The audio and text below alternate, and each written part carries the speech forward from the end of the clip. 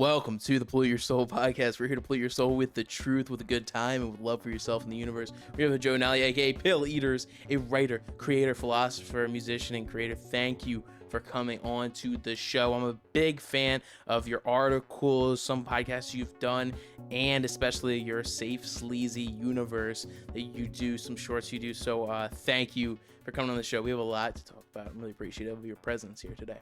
Oh, thank you. It means a lot, even for such a small niche community and internet people caring about internet users. It's a good thing because people take it for granted. And one thing that's definitely captivated the internet is your Safe Sleazy video. So, what kind of caused the creation of that character, and what kind of caused the mannerisms about him and the stories that he finds himself going through in those little shorts? Well, uh, to introduce myself short, the name pilleater was established on April 5th, 2009 on ytmnd.com.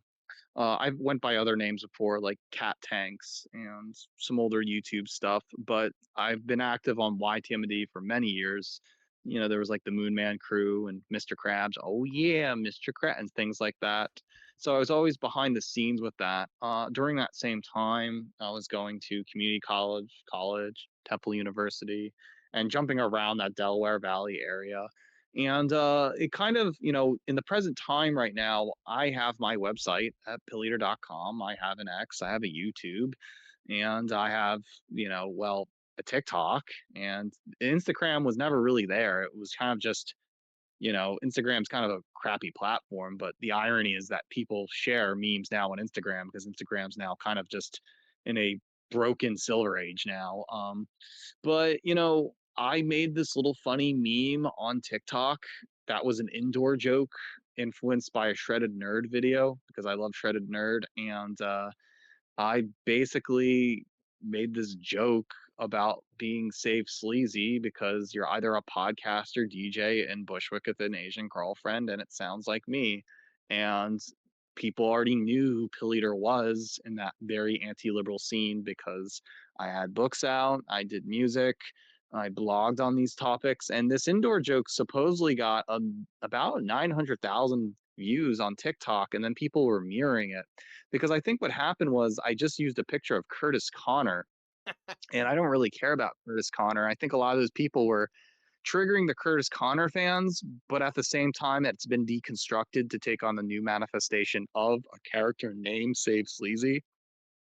And so I thought, well, if people like that, then I just made some copy variants because I personally live the safe sleazy life. Now, for the word safe sleazy, I actually didn't make it up.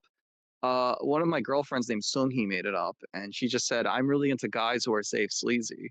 I like guys who are like hip and whatever." And she said the term, and then I just co-opted it and just used it, and now it's now Curtis Connor is on a podcast program saying I'm not safe sleazy, and Hassan Piker goes, "Yeah, safe sleazy. Pill Eater's been girl," and now it's seemingly from this private conversation in Valley Forge, Pennsylvania, with a girlfriend has now became this kind of sensation among these post-left types and liberals, or just millennial culture or whatnot.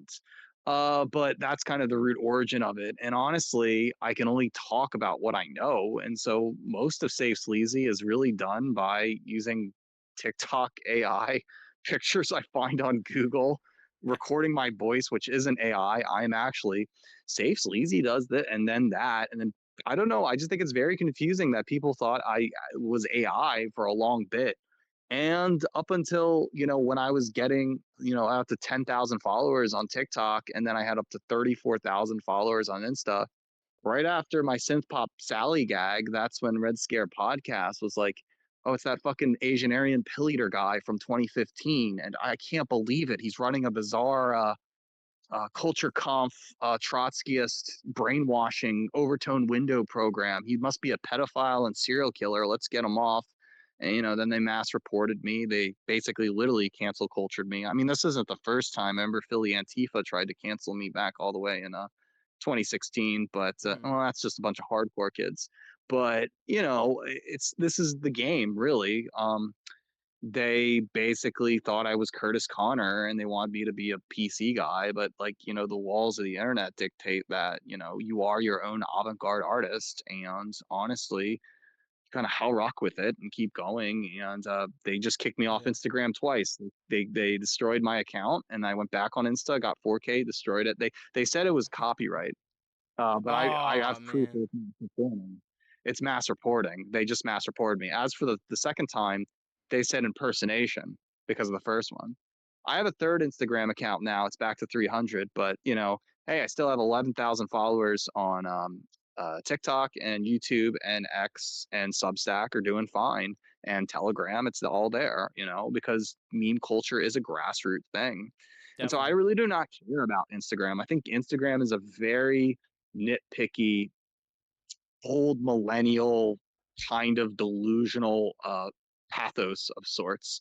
And if you're really on the internet, you got to use multiple platforms, and that's just kind of the way it is. And Yep. I think it's sad Yep. because people don't leave their platforms. But yeah, to make a long story short, I'm still pilleater. When people ask to make a Safe Sleazy birthday gag, I'll do it. Now I just have fun with it, and my friend who works at Adult Swim, we just make gags about it all the time. And everybody is real. That's the fun part, and they're all mad at me. So yeah. We need the Adult Swim Pill Eater verse TV show one day. That'd be hilarious. You should check out Safe Sleazy, the video game that was made by my Adult Swim friend. He works for like, $1 Million Extreme CGI stuff and some other shows. And he gets like PS2 modded graphic stuff. And he did That's Safe funny. Sleazy, the video game. He hacked into Vice City and put a Safe Sleazy in the game and just put some Eurodance on it. And I was there in the studio when he made that. But, that would have made 90,000 views on he actually, here's the funny part. When people are trying to cancel me, we got a clip of the Basketball Diaries where Leonardo DiCaprio shoots up the school and we put Kaim FDM's Adios in it, and people were all freaking out. This Pilleater's a school shooter. This is I was like, that was the whole point, is that we're like hyper meta aware of the meta narrative, and we're like saying, yeah, we are weirdo artist types. And it's kind of like when you break character and you're like, oh, I'm Maggie Lee. I'm retarded. I'm gay, because I'm like actually dissing Maggie Lee, and that's the funny part of it I all, is love that those like if ones, you yeah. don't get it, you don't get it, and Or that's like the you have to Wigga be. dude that's like always wearing tattoos and like says the N word or something. That guy's Oh, hilarious. welcome down, Dylan. Yeah, welcome. Welcome That was down, I was Dylan. Yes. commissioned. That was commission. Welcome down, Dylan. That was just like fuck you. That was just all balls on the wall, being like, well, if you think I'm problematic, well, all of Instagram is now a problematic platform. So it's like, Sam Hyde does it on a daily basis now. So it's like, it doesn't surprise me. That's what gets views. And that's what actually gets in. That's the game now. That's the whole joke and the pun. But yeah, I mean, you can download all the videos on Telegram. I tell that all the time, or just re-upload them on Internet Archive or whatever, because I just, go on, and now I make my zines, I make my music, and, right up until, here's the funny part. So some of my friends, we did a little comedy event in Manhattan, um, A couple and we months ago, advertised right? that on our channel. And so a lot of people came up for that. We sold all my books, all my music, and it was really successful. But like 2 days after, that's when they took down my Instagram account because I was making money. Damn. And They so, got you. What podcast was it? Tell me about that podcast. I might have seen like one episode of them before, but like what's up with that show? What is it? Red Scare or something? Red Scare. That's with Dasha. And the point is that the whole Red Scare program, that was supposed to be like, hip girls from New York or LA who's, adjacent to HBO, want to talk about internet culture or post left politics, but they make it cool for girls.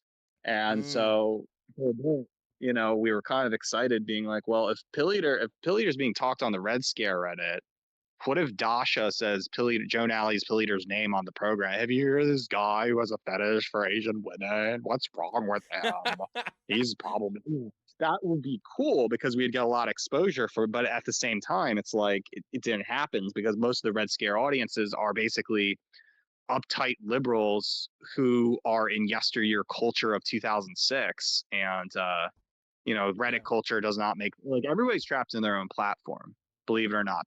People who are on Instagram do not leave Instagram.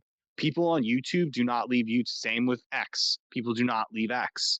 And then you're starting to see a pattern here that we're now trapped in these echo chambers, and you tell people to find in other avenues, go on Telegram, go on this. They're not doing it. They're in echo chambers. And I think that's very dangerous, because that's like why we don't have the old internet anymore, where, there's one hub and we're going to different places.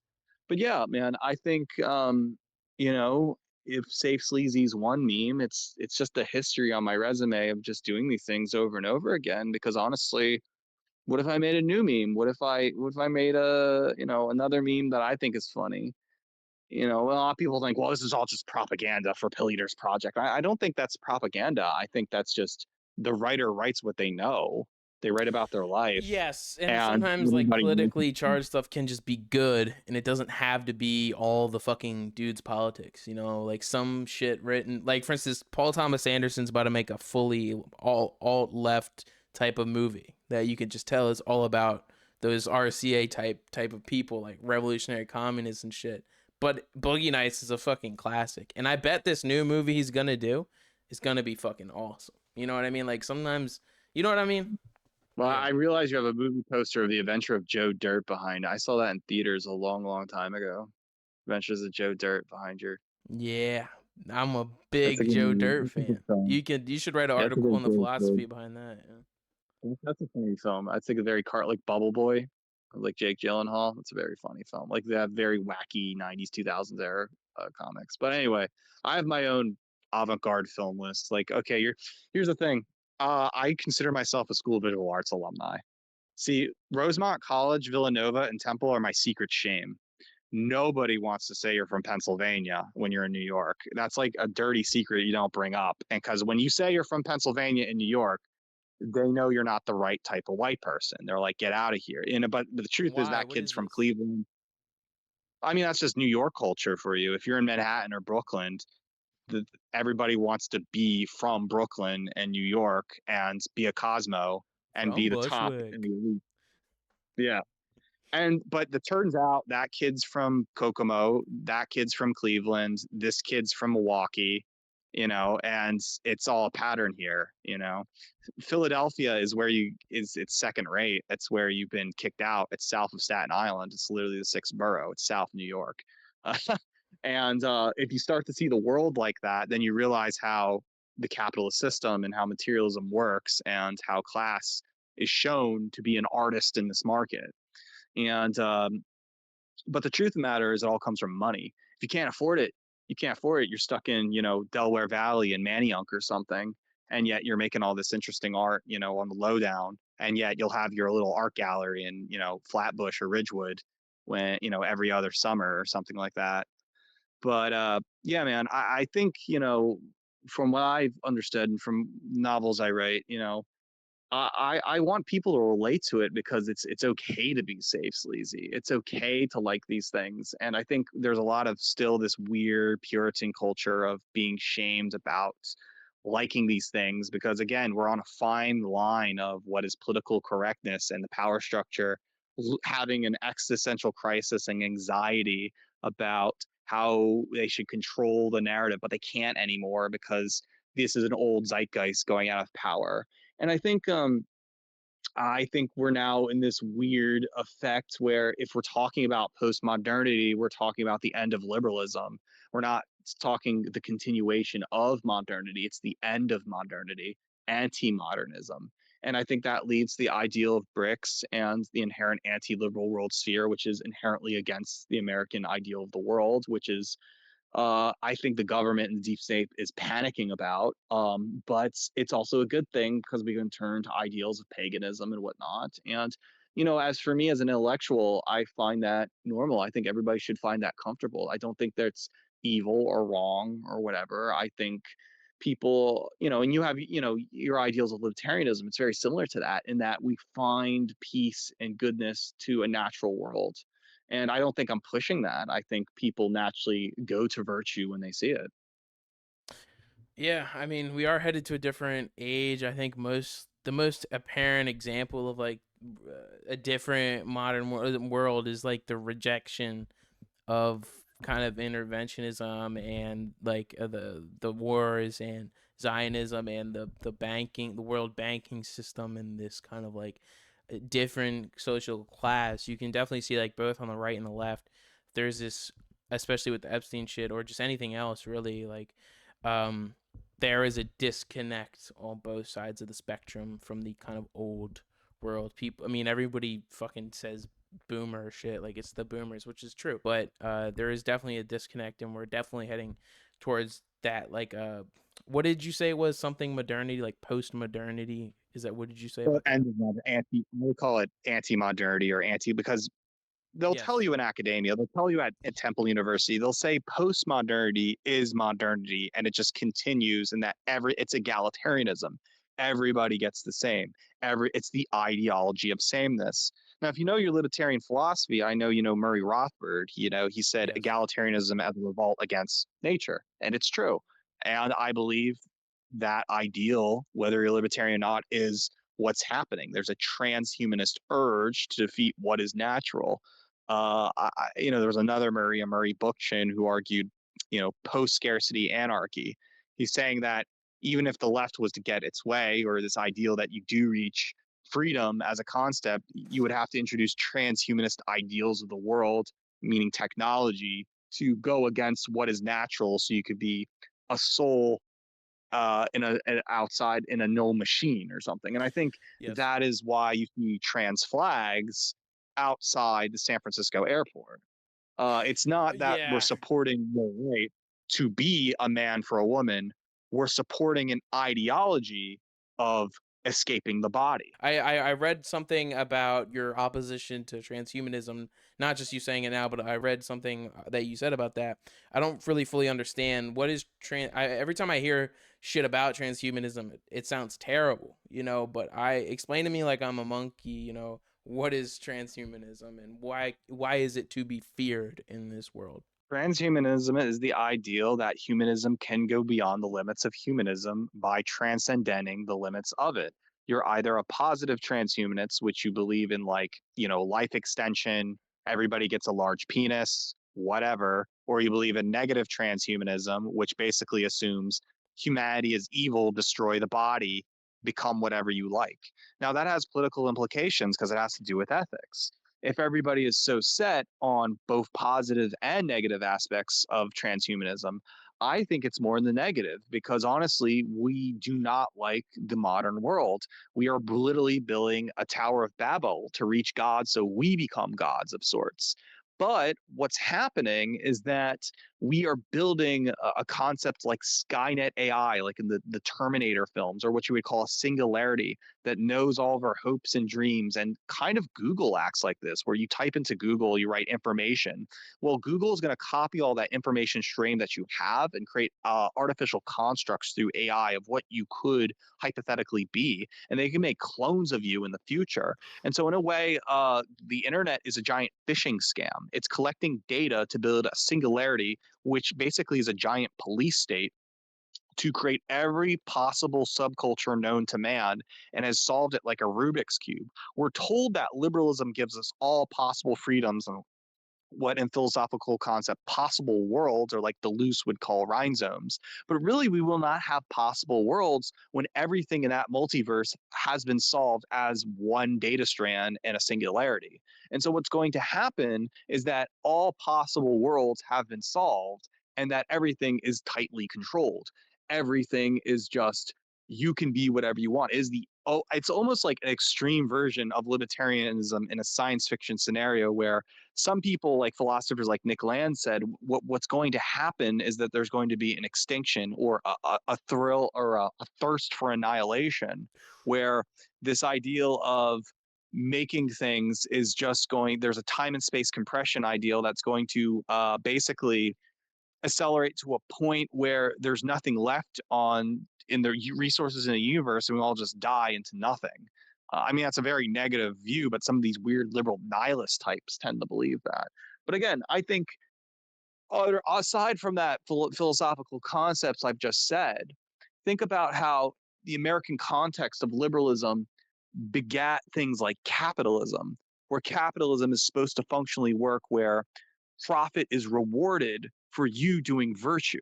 And if that's the case, well, profit is outside that, a scientific, you can get profit, you can get profit by gambling, right? It doesn't have to be virtuous. But if you think about it, that kind of lines up in a way where you can be whatever you like and at any time, where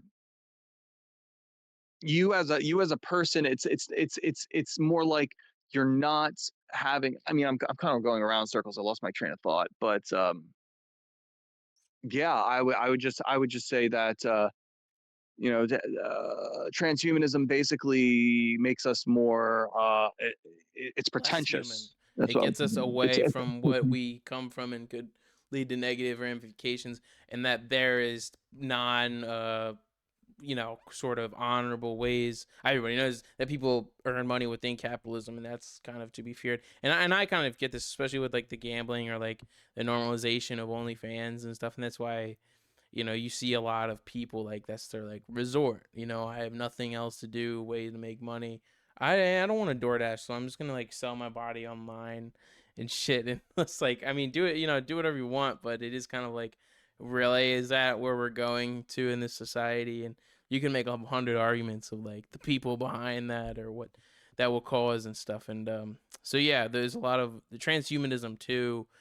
I see a lot of like famous like billionaires pushing that. I mean, especially Elon Musk. I forget what his grandfather was, but he was like a futurist or some he a technocrat or some shit. There's like some ideology that people in his family have about like where will technology lead us, and I think he's a wolf in sheep's clothing for a lot of people that follow him and admire Elon Musk. I'm not really that huge of a fan of him, and I'm not really a huge fan of these sort of chameleon billionaires shape shifting their ideologies based on who's in power.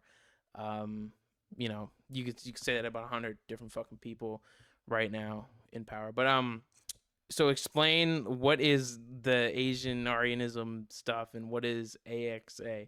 Like I don't understand it. I mean, I read about it, Oh, but yeah. I mean, that's a digression. I mean, yeah, I just remembered my thought. Mind if I go on digressions here? Because I think a mile a minute, and I'm like, basically, I just wanted to say quickly that transhumanism can be pretentious because ultimately, at the end of the day, we think we have the technology, but we don't. And it's this very weird Frederick Jameson postmodernity as late stage capitalism, which I entirely agree with. Now, AXA is basically a personal subculture of mine, an art movement that I made up around 2015 with a friend named Al Stankard. We were just, hanging out one night and we said, the hypocrisies of the liberal world is hilarious. What's going to end it? And it's like, yeah, everyone's just going to be like an Aryan that's like Asian. Because, the liberals feel this word called Aryan, which is like, has nothing to do with Julius Evola or like Hinduism. They take it out of context and they think of like World War II Nazism or Hitlerianism, where it's like, well, you're a blonde haired, blue eyed soldier. And, well, they did have a swastika.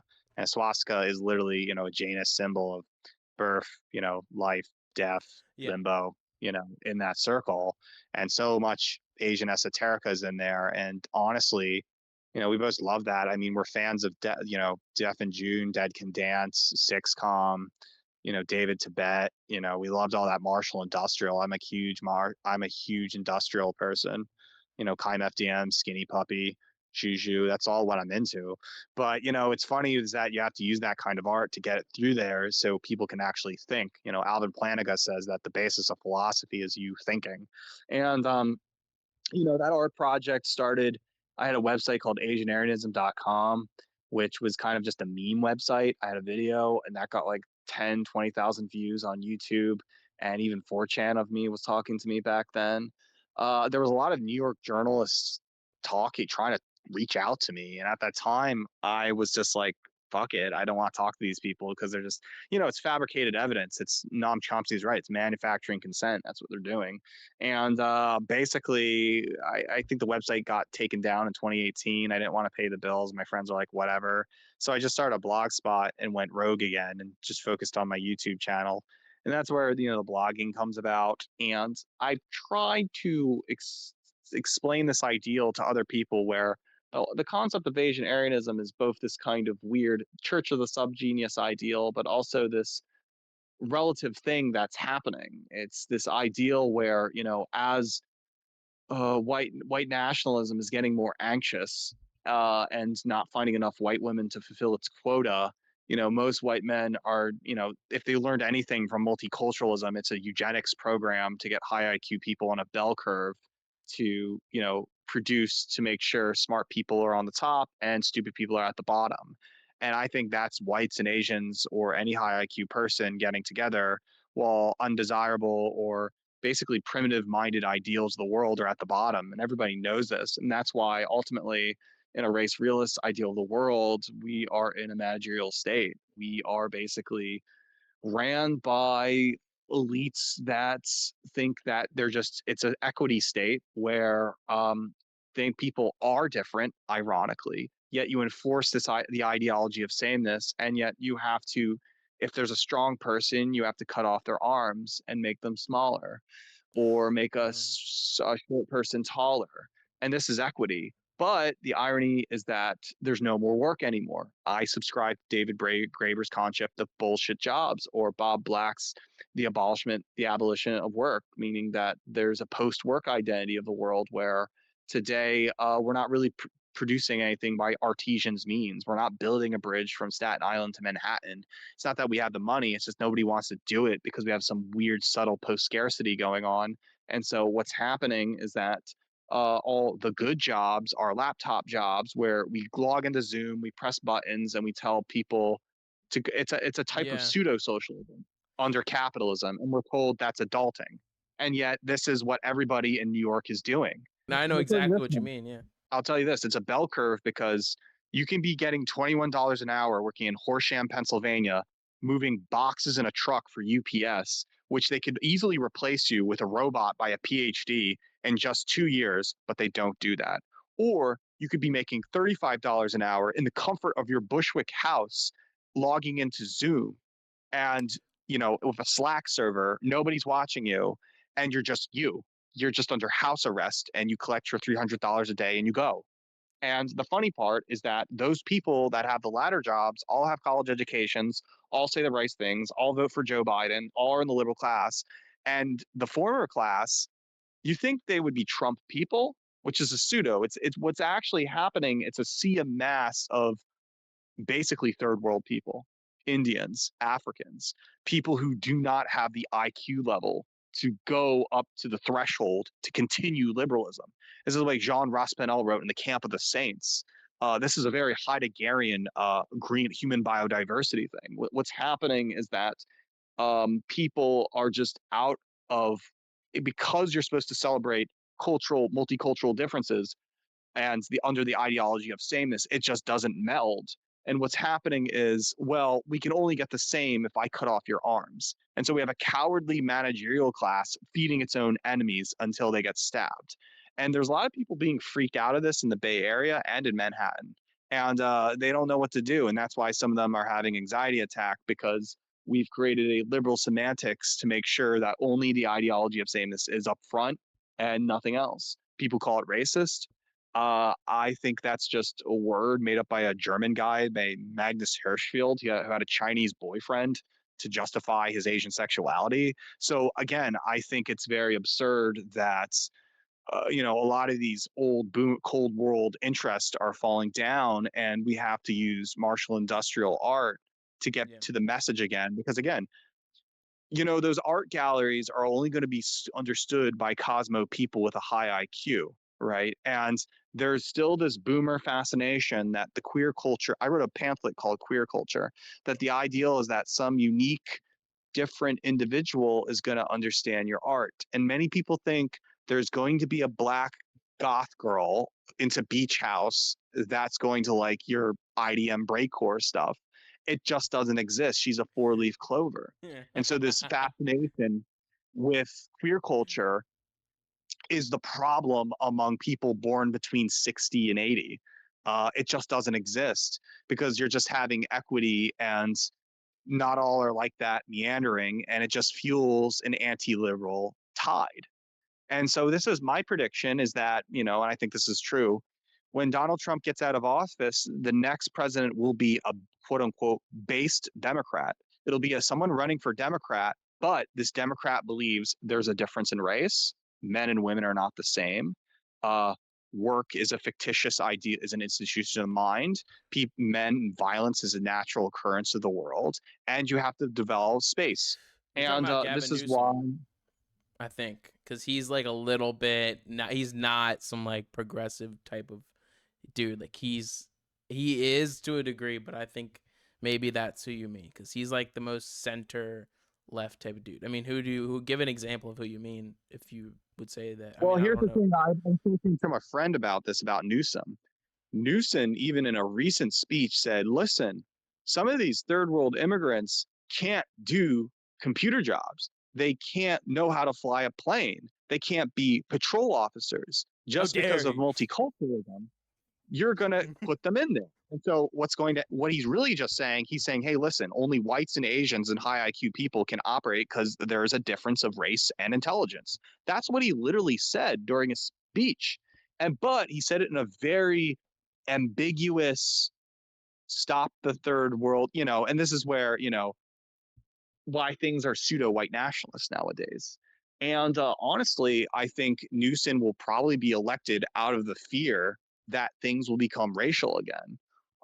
Again, I have to admit that, one of my favorite books as an Asian studies major at Temple University was Shadows of the Rising Sun by Jared Taylor, who was once a Japanese academic celebrated by the works of Donald Keene, Edward Siebensticker, Jack Seward.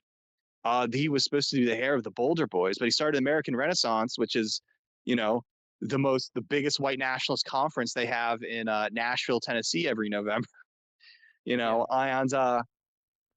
I just think that's funny. Somebody who speaks fluently Japanese, because, part of being Japanese is knowing that you have heritage, that you have pagan roots, that you have primordial tradition.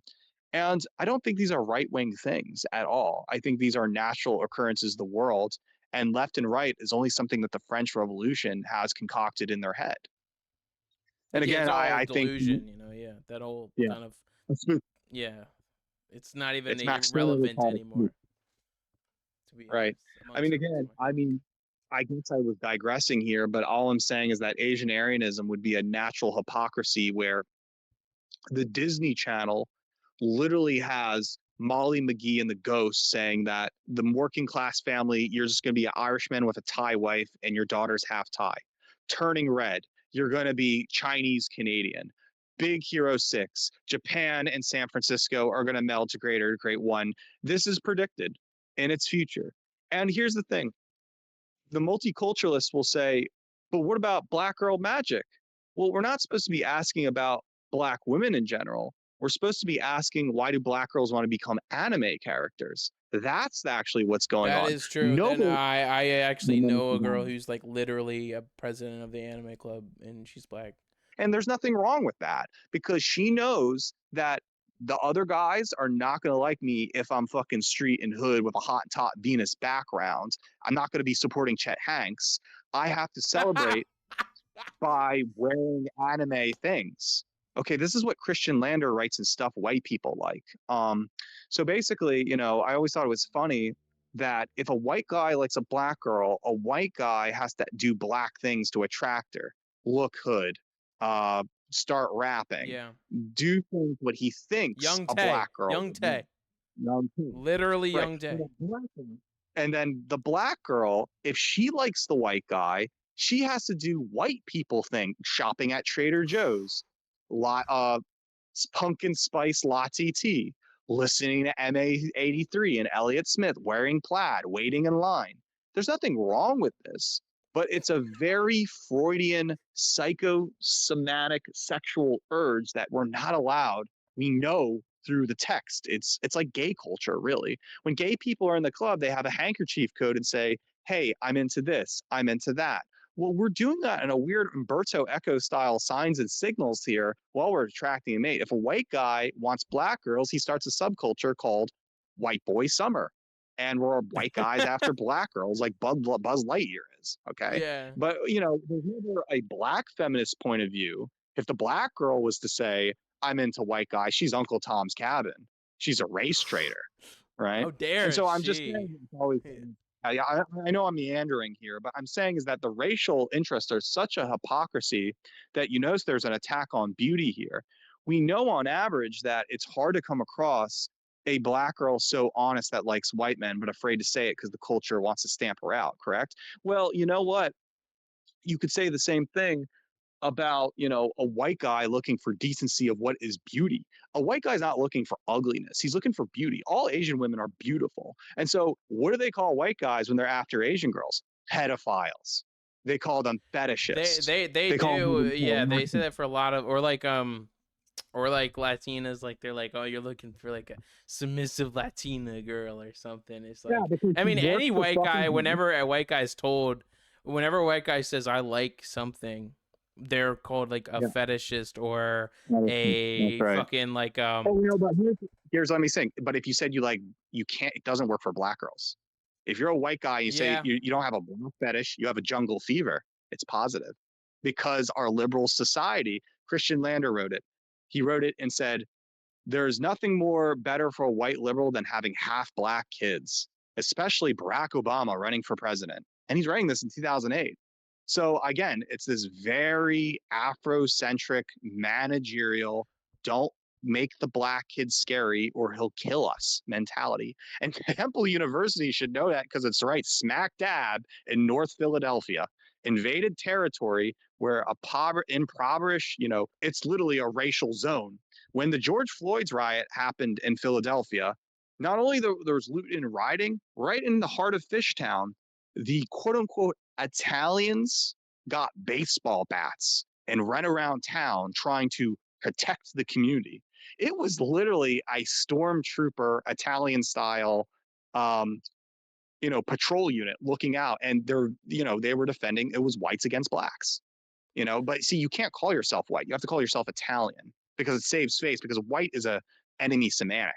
Because when you're Yeah, white, you're not saying I you're Italian. well, that's one thing I can't ever get behind. I mean, I understand the issue of police brutality, and I understand the general concept that people should be able to be with who everyone will be with, and I'm okay with that. But I would never condone the looting and stuff that happened when there is like a group of people that would come together with baseball bats just to protect businesses. I'm behind that more than the protesters, to be honest with you. You know, Well, at the end of the day. I'll say another thing too. I know is that here's why I'm not a libertarian. All libertarians I've known became ethno-nationalist because the basis of libertarianism is the ideal of propertarianism, as said by Kurt Dugal. If you believe in property, you must believe in the ideal that your race is your property. My sister, my brother, these are blood bounded that I owe a piece of land in critical geography. It's somewhat true, but honestly, in such this liberal times, I can own anything. I can own the Japanese girl I had sex with. She's mine. Even though she's not of blood, it's subjective on ownership. And if ownership is subjective rather than objective, who's to say that I have primordial interest that I must be friends with the Ukrainian that wants to kill me and wants to kill other Russians? I'd rather take the side of the Russians and say that no, the Ukrainians are a part of the liberal problem trying to eliminate the traditionalism of Russia. And so this is another thing that's a panic attack as well in Ukraine. And so again, a lot of libertarians became ethno-nationalists because ultimately at the end of the day, the big argument is it's what you owe. I owe Yeah. this. And if what you owe, ultimately, if it's all about property, again, property becomes a subjective will. So many people say, if you have a Eurasian child, he'll be like Elliot Rogers and shoot up the school. And he doesn't own anything. Well, yes, he does. He owns a Eurasian identity. And that is why I am such a staunch Eurasianist. The whole point of Asian studies being taught at Temple universities is a program for white guys to get with Asian women to make them more whitewashed through genetics to make liberalism more acceptable in the East. The whole point of Japan is that Japan has been colonized post World War II. And when we Yeah. talk about the cool part about Asia, G7, there's only one Asian country in G7. That is Japan. It is not Korea. It is not China. It is not. That project was also supposed to have Taiwan in there. It didn't succeed because Taiwan's going to be owned by China very shortly. And so what's grasping on is Japan. So what is Japan producing? What do you think what produces under liberalism? Video games, anime, pornography, food, That can't sustain Yeah, a I culture. mean, nah, I can't. Yeah. It's a slave mentality. Then once you had Indians there shitting on the streets, Muslims making mosques in Japan, equity state. And this is why I am a proud allegiance supporter for BRICS, the Xi Jinping regime, and North Korea and the Korean state, is because G7 is literally a force of Satanism that is trying to destroy the world of its transhumanist ideal against pagan values. It Yeah. is literally the ideal that there's something better for me. It's not Warhammer 40K, let's go to the stars and build civilization. No, it is what Gene Wolfe, the science fiction writer, called Ruganok, the endless winter. They want to destroy any possibility as Ushas, when the Hindu concept of rebirth, and they want to make Ruganok, endless winter, OnlyFans, prostitution, rape, destruction. It's like a Skinny Puppy song. It's like this: the masters deserve everything is evil. It's unethical. And ultimately, this is why, Jesus flipped the table against the Jews, is that the Jews were capitalist and Jesus was the first socialist. They won't say that, but it's true what was happening there. It's not that Jews are bad. It's that, there's this understanding that Jesus was the Messiah to realize that humanity and that God wanted you to be a virtuous being. And that this ideal of suffering, it's not that it's a self-hate or anything, but the suffering to the human soul it's more than just being animal and being arrogant and following orders. And I think this Christianity ended up becoming a precursor to transhumanism and such. But again, that's all a lot said. I don't subscribe to those things. I don't classify myself as Christian, even though I like Alvin Plantinga. I see myself as a philosopher. But again, Yeah. this is why ultimately I think of myself as ultimately a pagan celebrating Discordianism, where I don't think we should be practicing Trotskyism and culture war. We should be practicing Discordianism, where we do meme culture and pranking and basically disrupting the peace, like Jackass, like Bama Jira style, Pennsylvania style, and Yeah. just call it for what it is, what people have been doing. It is, this has been said in the work of Martin Heidegger and, what it means to be naturally connected to the world. I know what good is. You can't take that away from me. Now, I'm not going to say, this malaise, everybody's okay. I believe in ethics. And my ethics is against Malthusianism, it's against social Darwinianism, and it's against antinatalism, because I'm a champion of Eurasian natalism. I have a people, I have an art culture. I am willing to assert myself in pagan ethics to get my institutions across. And that's what people have been doing, whether it's Palestinians protecting their land or whatever. I don't think of that self as Yeah. isolationism. Free Palestine. I think Yeah. as Yeah. I just think, I don't think the answer is go to your roomism like the ethno nationalists are saying, because again, ethno nationalists are tricking you into Malthusian decay. That's the problem with racial nationalism, is that it says just stay in your room, let the world burn. That's bad, because ultimately what you're doing is you're decaying the world into Ragnarok. So what I believe is spiritual natalism, that you can help Africa, you can help India, you give them a spiritual type of betterment program based on virtue ethics, and you punish what is wrong. And I think, the most smartest people know that. But that's just a long rant.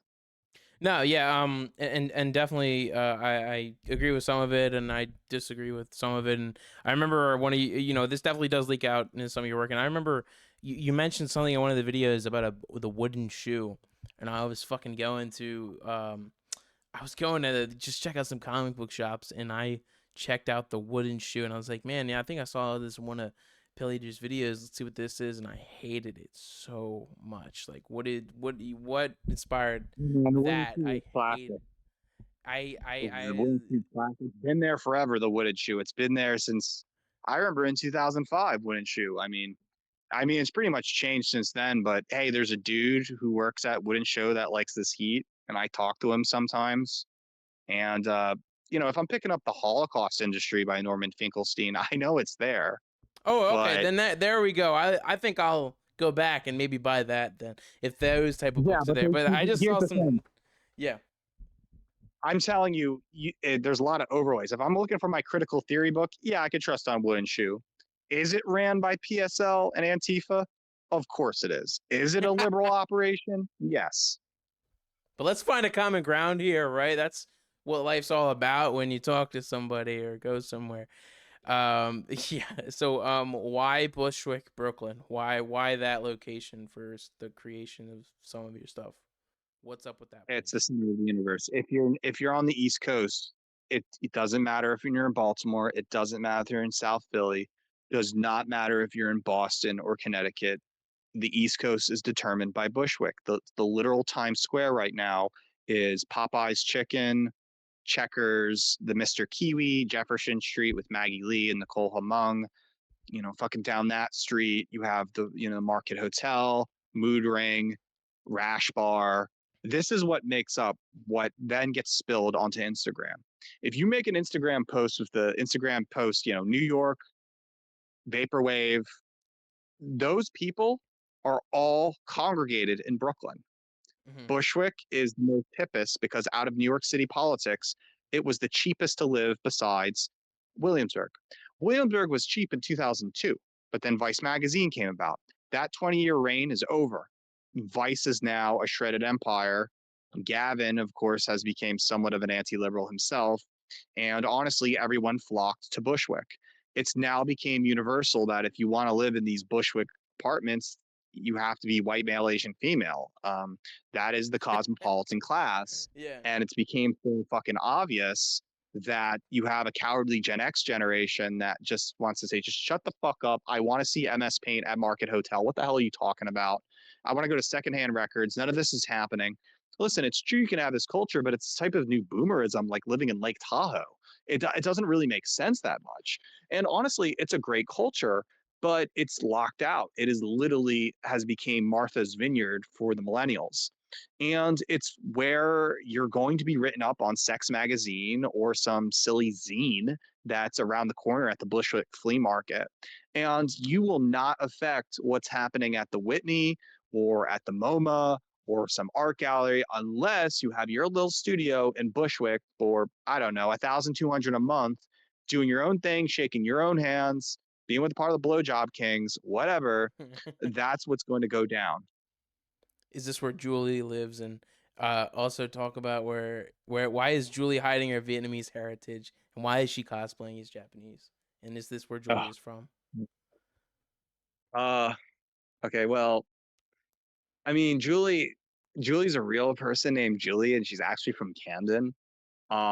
It's really based on another girl in Bushwick, but it's based on many different girls. But there's a real Julie, and she is a Vietnamese girl with the OnlyFans that pretends she's Japanese because that's what all the white boys like, and I guess that's there. But yeah, man. I mean, a part of the Safe Sleazy universe is just all my characters into one. And, if I want to say something about Ryan, Ryan's real. Alex is real. There's Alex von Goldstein in Rutherford. I mean, I am Safe Sleazy. That's kind of what it is that it's just based upon my life as a big indoor joke. And the only thing I really like is that people like that I have good tastes in everything because Instagram is literally a fashion market. And if that's the case, well, then must people know virtuously I'm a good person, regardless of my politics, regardless of what I think is that, Yeah. how people comment and say, oh, you have elite ball knowledge. Well, maybe it's just because I'm smart. I have my MA from School of Visual Arts debt free. Yeah, most people don't have that. And Yeah. honestly, it's funny when people, how do you know this? How do you what? And then it's like, well, I always knew it. You were some evil whack job. And it's like just not true because again, it's target audiences. And, if you really believe in the soul of a human being, you would overlook what these things you're saying and give the person a chance of what's really going on. And so, yeah, I just think, for what it's worth, I've made at least, I think, 70 Safe Sleazy videos and for the last 3 months, and there it is. You can download them all on Telegram. It's the Safe Sleazy movie. They're all on YouTube, by the way. My YouTube channel was not taken down. And there's a Know Your Meme page and all that. And that's great. And people buy my books. And I look at Safe Sleazy as just one little microcosm of the artist known as Joe Nally. And so I think, if people were really supportive, they would know me as a person, buy my books, buy my music, read my blogs, meet me in whatever. But I think, for the future projects, when I make new art projects, I think I'll be focusing more on other video art avenues and whatnot. But of course, I'll always go back to Safe Sleazy. People always Yeah. want to like joke, but I think it'll just mutate into something else, just like all meme culture, because I don't own this. It's literally a picture of Curtis Connor. I think people should just take the picture of Curtis Connor and just make what they want from it, you know? Um, Yeah, definitely. yeah, I think we live in a really dark time where people can't be themselves. They can't be eccentric. There was a time where you could be John Waters. No, you can't. John Waters is problematic. People have became more cowardly. People don't want More to be skinny collectivist. puppy anymore. Yeah. So I don't know, man. I think a lot of this is just art in a weird way, and you either get it or you don't. Yeah, and I agree with the kind of idea that you should be able to like be your weird fucking self and not you don't have to conform as long as it's not like fucking hurting anybody, which this shit isn't. It's Yeah. just fucking funny, you know. But nah, thanks for coming Well, on the show. We covered a lot of funny fucking topics, and I hope to have you back on and we'll hang out in person and do some shit. But this was well, awesome. Where can people find you? I'm sorry. Oh no, no. I'm sorry.